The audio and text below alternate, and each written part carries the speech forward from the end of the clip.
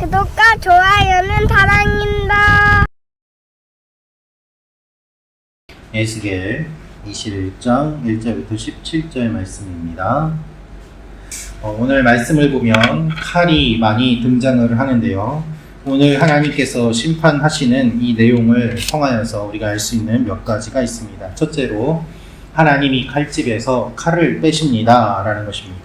하나님이 칼집에서 칼을 빼십니다. 3절 4절 말씀을 제가 읽어드리겠습니다. 이스라엘 땅에게 이르기를 여호와의 말씀에 내가 너를 대적하여 내 칼을 칼집에서 빼어 의인과 악인을 내게서 끊을지라. 내가 의인과 악인을 내게서 끊을 터이므로 내 칼을 칼집에서 빼어 모든 육체를 남에서 북까지 치리니. 오늘 말씀을 보면 하나님께서 이 앞에 무엇을 말씀하셨는가 하면 에스겔에게 숲이 불탈 것을 말씀하셨습니다. 이것은 유다 왕국에 대한 비유였습니다. 그리고 이 불은 곧 칼을 의미합니다. 불과 칼 모두 다 심판을 뜻하기 때문입니다. 전쟁을 상징하는 칼은 19절에 보면 바벨론 왕의 칼과 연결이 됩니다. 특별히 하나님께서는 오늘 말씀을 보면 칼집을 들고 거기에서 칼을 빼어서 의인과 악인을 끊을 것이라고 말씀하십니다. 왜 악인만 끊으시는 것이 아니라 의인도 끊으시는가? 그것을 우리가 질문을 던질 수 있습니다. 그러나 칼은 누가 의인이고 누가 죄인인지 구별하지 않습니다. 총알은 착한 사람이라고 피해가는 것이 아닙니다. 그래서 전쟁은 무서운 것입니다. 하나님의 심판으로 이방 민족이 공격해오고 전쟁을 경험하게 될 터인데, 그때가 되면 의인들도 그 화마에 휩싸여서 죽을 수밖에 없음을 주님이 말씀하시는 것입니다. 어른이나 아이나 착한 사람, 나쁜 사람 가리지 않고 전쟁은 수많은 생명을 앗아갑니다. 이 칼이 모든 육체를 남에서 북까지 친다고 하십니다. 하나님의 심판이 넓게 임하여서 도망갈 곳이 없게 되는 것입니다. 그래서 5절을 보면 모든 육체는 나 여호와가 내 칼을 칼집에서 빼는 줄을 알지라 라고 말씀하십니다.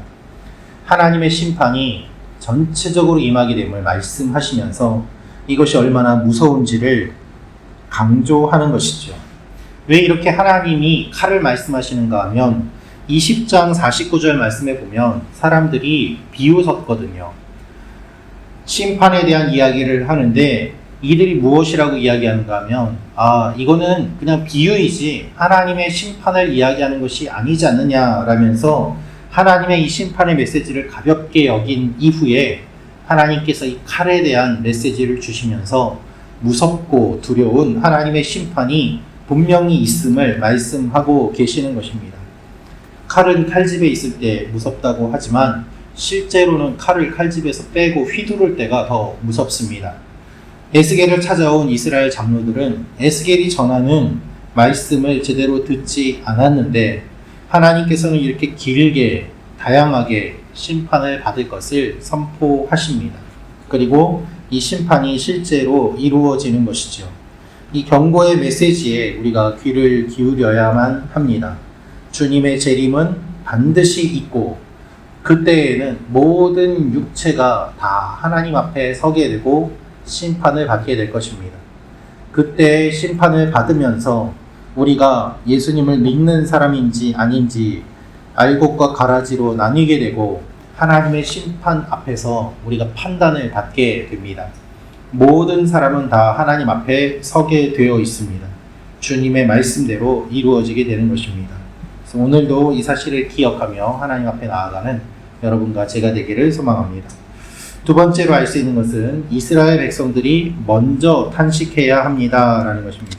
이스라엘 백성들이 먼저 탄식해야 합니다.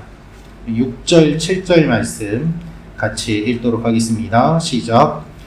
인자야 탄식하되 너는 허리가 끊어지듯 탄식하라. 그들의 목전에서 슬피 탄식하라. 그들이 내게 묻기를 내가 어찌하여 탄식하느냐 하거든 대답하기를 재앙이 다가온다는 소문 때문이니 각 마음이 녹으며 모든 손이 약하여지며 각 영이 쇠하며 모든 무릎이 물과 같이 약해지리라. 보라 재앙이 오나니 반드시 이루어지리라. 주 여호와의 말씀이니라 하라. 하나님이 에스겔에게 탄식하라고 말씀하시는데 허리가 끊어지듯 탄식하라 라고 이야기를 하고 있습니다. 이 말씀은 허리가 끊어지는 듯한 아픔으로 신음을 한다는 뜻입니다. 왜 이렇게 탄식하라고 하십니까? 그것은 사람들이 와서 물어보게 하기 위함입니다. 그들이 내게 묻기를 내가 어찌하여 탄식하느냐. 갑자기 이렇게 허리가 끊어지듯이 신음을 하며 아파하면 사람들이 물어보지 않겠습니까? 너 어디 아프냐? 왜 그러냐? 그때에 이렇게 대답하라는 것이죠. 하나님이 심판하실 것에 대한 이야기를 하라는 것입니다. 하나님은 보이지 않습니다. 그래서 보이는 선지자를 통해서 말씀을 하십니다. 선지자가 고통받는 모습을 보여주심으로 사람들이 하나님께 관심을 갖게 하는 것입니다. 모든 육체 앞에서 탄식하라는 이유가 바로 이것이죠. 공포가 임할 것이기 때문에 두려워하고 슬퍼하고 모든 사람이 다 떨게 될 것을 말씀하십니다. 그런데 이 공포를 누가 경험합니까? 말씀을 받은 선지자가 먼저 경험합니다. 여러분, 이것이 말씀을 받은 사람의 숙명입니다. 하나님의 백성은 먼저 깨어서 기도하는 사람입니다. 먼저 깨어서 기도하는 사람은 먼저 봅니다. 그러니까 기도합니다. 그래서 그는 먼저 고통을 경험합니다. 이것이 하나님의 백성들의 숙명이요 선지자들의 숙명입니다. 예수님께서 이 땅에 오셨을 때 사람들은 화려한 성전을 보면서 자랑하였지만 예수님은 그 성전이 무너질 것을 보시면서 슬퍼하고 애통하고 탄식하셨습니다. 이것이 먼저 보는 모습인 것이지요. 먼저 기도하는 사람은 눈물을 흘립니다. 그래서 주님이 먼저 기도하는 사람들의 그 기도를 소중하게 여겨주시는 것입니다. 우리가 이 아침에 나온 이유도 하나님 앞에 먼저 기도하기 위함 아니겠습니까? 우리가 기도하며 먼저 눈물을 흘릴 때 하나님께서 우리의 눈물을 닦아주시고 새 일들을 이루어 주십니다. 오늘도 이 사실을 기억하며 하나님 앞에 기도하며 나아가는 여러분과 제가 되기를 소망합니다. 마지막으로 알 수 있는 것은 하나님의 분노가 풀어집니다. 하나님이 분노를 푸십니다 라는 것입니다.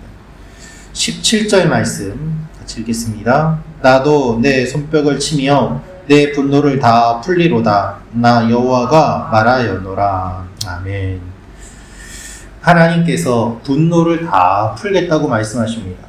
에스겔이 손뼉을 치면서 심판의 시작을 공표하였는데 마지막 마무리로 하나님이 손뼉을 치며 분노를 풀 것이라고 하십니다. 왜 하나님이 손뼉을 치십니까? 그것은 하나님의 심판이 한 번에 그치지 않고 여러 번 임할 것이기 때문에 그렇습니다. 바벨론이 3차에 걸쳐서 예루살렘을 침공해 완전히 폐허로 만들었습니다. 이제 예루살렘에 거대한 군대가 그들을 공격하기 위해 모입니다. 하나님이 이 군대를 보시고 박수치십니다. 하나님의 심판이 바벨론을 통해서 이루어지기 때문입니다. 그래서 여러분, 하나님이 손뼉을 치시는 것은 기쁨의 손뼉이지만 이 기쁨은 진정한 기쁨이 아니라 눈물과 함께 나오는 기쁨이에요. 웃고 있지만 눈물이 나는 사건입니다. 왜 그렇습니까? 이스라엘이 심판받는 것이 기쁜 일이 아닌데 하나님의 심판이 이루어짐으로 그들이 거룩하게 되고 죄악이 끊어지고 우상 숭배하는 것을 그치게 될 것이기 때문에 그들의 심판을 보면서 하나님이 분노를 쏟으시지만 박수치는 그 박수는 기쁨의 박수이자 슬픔의 박수가 되는 것입니다. 그래서 하나님은 눈물을 흘리면서 박수를 치신 그 장면이 오늘 말씀에 나옵니다. 그들이 회복될 것을 기대하면서 하나님이 기뻐하시는 것이죠. 여러분, 하나님의 분노를 하나님이 다 풀겠다고 말씀하시는데 이 분노를 푸시는 것은 감정적으로 심판의 몽둥이를 휘두르는 것이 아니라 이것을 통하여서 백성들이 회복될 것을 바라보시는 그 하나님의 마음이 복합적으로 반영된 것입니다. 기독교 신앙은 반드시 심판이 있습니다. 하나님의 심판을 막을 수 있는 것은 회개밖에 없습니다. 회개의 때를 놓치면 심판을 받아야만 합니다. 이것이 영적인 원리입니다. 우리가 살고 있는 이 시간은 회개의 시간입니다. 그래서 오늘도 주님 앞에 회개하며 하나님의 분노가 있음을 기억하고 하나님의 마음을 생각하며 주님 앞에 나아가는 이 아침이 되기를 주님의 이름으로 축원합니다. 기도하겠습니다.